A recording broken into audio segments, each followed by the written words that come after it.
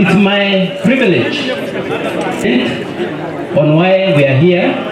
I'd like to provide the Deputy President requested the leaders of these are good priorities and consulted the key leaders from all the key economic sectors here in January. Most of you who were there, especially the aspirants, the UDA aspirants, recommendations that came out of that process.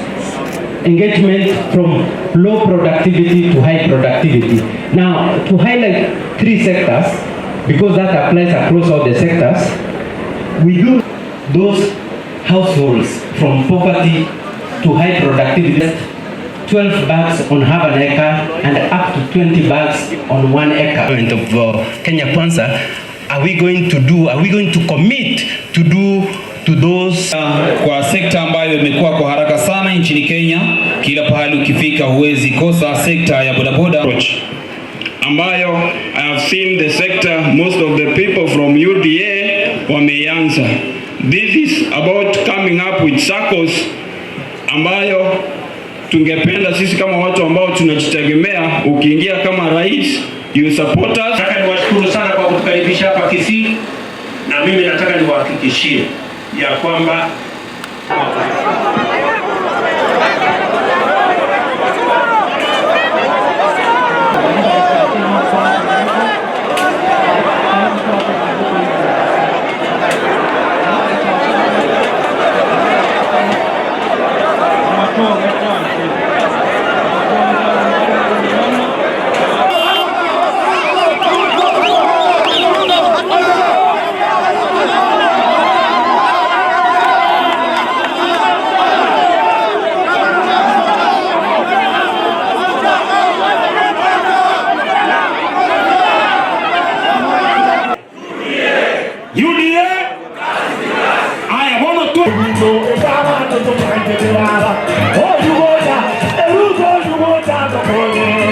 leo kusema ukweli ndio siasa ya Kenya Kwanza imeanza hapa Kisii.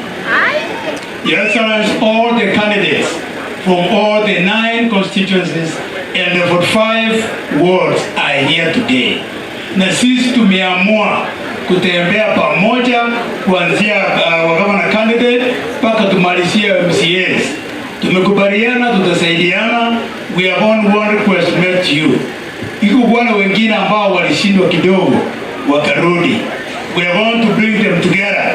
Alafu tukuje tukae na wewe.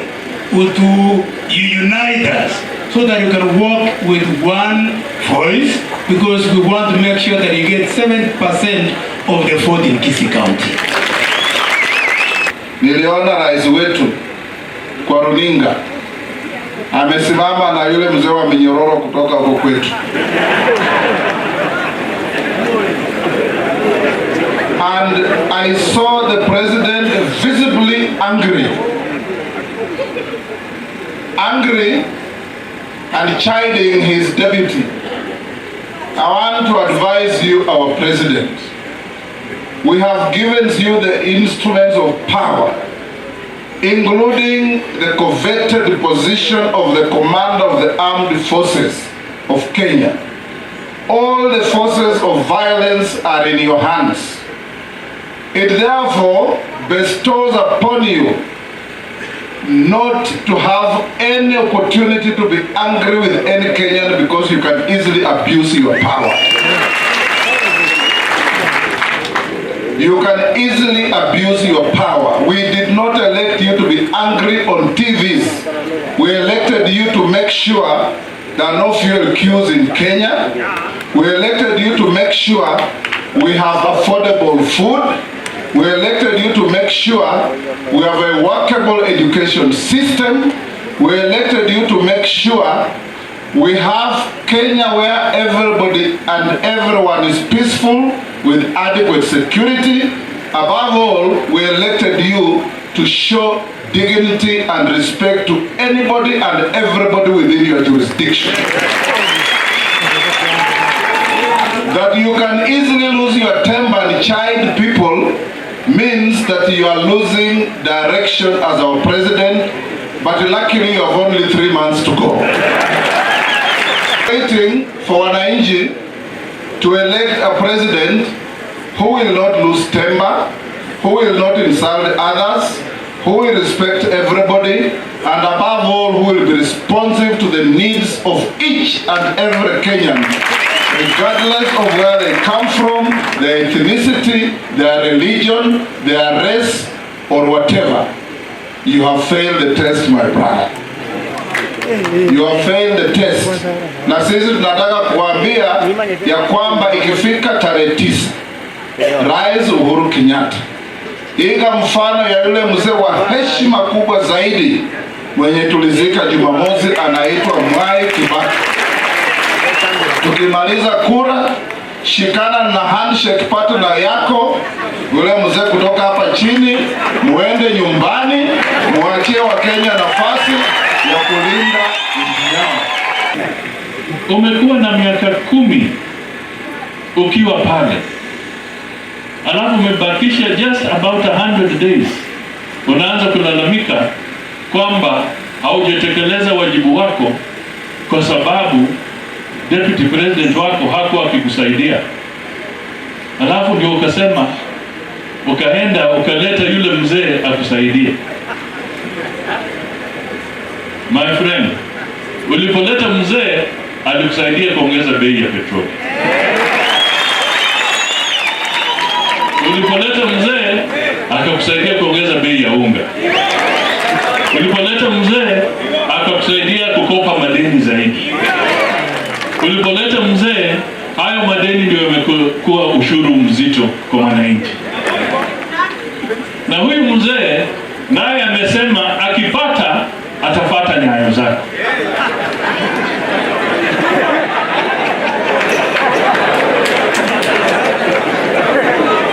Akipata ataongeza madeni. Akipata ataongeza bei ya petroli. Akipata ataongeza bei ya unga. Akipata ataongeza bei ya chakula. Sasa amesema atafuata nyayo zako. My friend, wacha kulalamika. Ruto hakuwa hapo. Wewe haujaitisha cabinet meetings.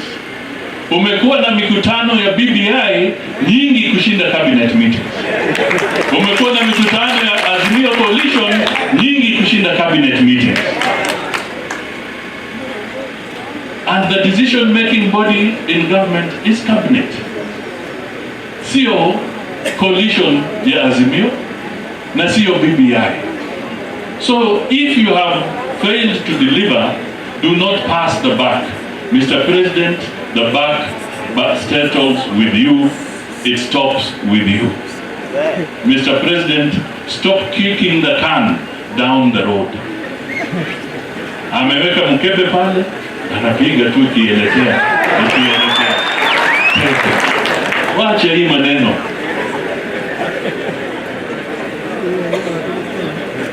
Sisi tunataka uchumi badilike. And we cannot afford to gamble anymore. We cannot afford to gamble anymore. And that is why we want to change the lives of Kenyans. And we are coming here to be in partnership with the people of Kisii, like other Kenyans, so that we can win. And we want a decisive victory. Wakenya ni watu ambao ni werevu, and they can assess for themselves where we are and where we have been and where we are going. It is absolutely clear when my friend the president and myself were working together in our first term. We did 700 kilometers of the railway, 10,000 kilometers of tarmac, connected electricity. Now we have 8 million connections, 140,000 in Kisii County. We have 10,000, actually 11,000 kilometers of tarmac, almost 400 kilometers in Kisii County. We have built 150 technical training colleges, 5 of them in Kisii County.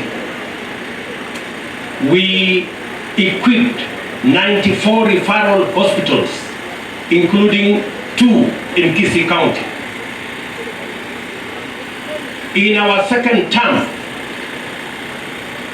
where we had the handshake program, our housing program in the Big 4 collapsed. Our universal health coverage in the Big 4 never took off. Our manufacturing endeavor did not move. Our program on transformation of agriculture stalled. So the difference is for Kenyans to judge. My good friend, the president himself, has said that the people who have been working with him, the people who are assigned my responsibilities, the people who advised the president for the last 5 years, the president himself has told us they have failed him. Because all the programs we had set out in our Big 4 plan did not take off. And I want to say that those of you who are entrusted with the responsibilities by His Excellency the President, you have let him down, you have wasted his second term, you have wasted the time of the people of Kenya. But thank God we are going to have elections in the next 3 months and we can reset the baton for our country and begin to move forward again. So hatutaki kulaumiana na wale watu rais aliwapatia majukumu ya kumsaidia, akiwemo ndugu yake bwana handshake brother, ambaye rais sasa anatuambia wamempotezea wakati, mambo yamekwama, mambo yameharibika. Sasa wanajaribu kunilaumu mimi. Mimi wakati nilikuwa nasaidia rais, hakuna kitu ilikwama. Tulijenga reli, barabara tukazijenga, sitima tukaunganisha, TTI tukajenga. Ile mahali mambo yote imekwama ni second term, mahali Big 4 ilikwama kwa sababu wale walipatiwa hiyo majukumu walishindwa. Hawakuelewa, wakapeleka mambo ya rege, wakatuletea mambo ya BBI, wakazunguka na hiyo mambo yote sasa imekuwa kazi bure. So mimi nataka niwaulize nyinyi wa Kenya, wana vitendawili na wale ambao wamekuwa wakisaidia rais kwa hii miaka 4 ama 5, ambaye rais mwenyewe sasa anatuambia mambo yamekwama, wanaweza kweli kutusaidia ati twende mbele na wao? Kama rais mwenyewe anasema wameshindwa, alafu sasa wanasema wanataka kupatiwa nafasi nyingine. Sasa nyinyi mumeshindwa, Uhuru Kenyatta akiwasaidia. Sasa Uhuru Kenyatta anaenda nyumbani. Uhuru Kenyatta akienda nyumbani, hawa ambao walishindwa kumadvise president anaweza kupeleka Kenya hii mbele kweli? So my good friends, bwana kitendawili na wale wote mlikuwa mnasaidia rais, rais mwenyewe ametuambia, amewaambia wa Kenya wenyewe kwamba mambo imekwama, sasa wananitafuta. Lakini mimi nataka niwaambie, tukutane kwa uchaguzi, Wakenya wataamua, na kwa sababu tayari rais amesema mmeshindwa, sasa nyinyi fungeni virago, kwendeni nyumbani.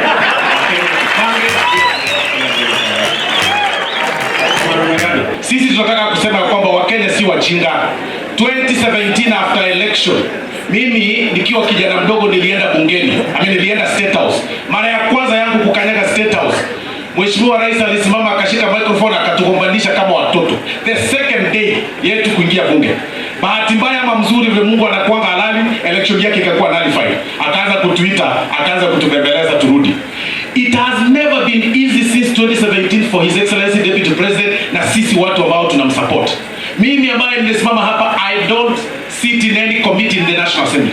Nilitolewa kwa sababu ya picha ya kwanza ya kupigwa na William Ruto. I don't sit. Wengine wanaketi kwa committees. Mimi sina hata moja. Nikakuwa na kesi kama 4.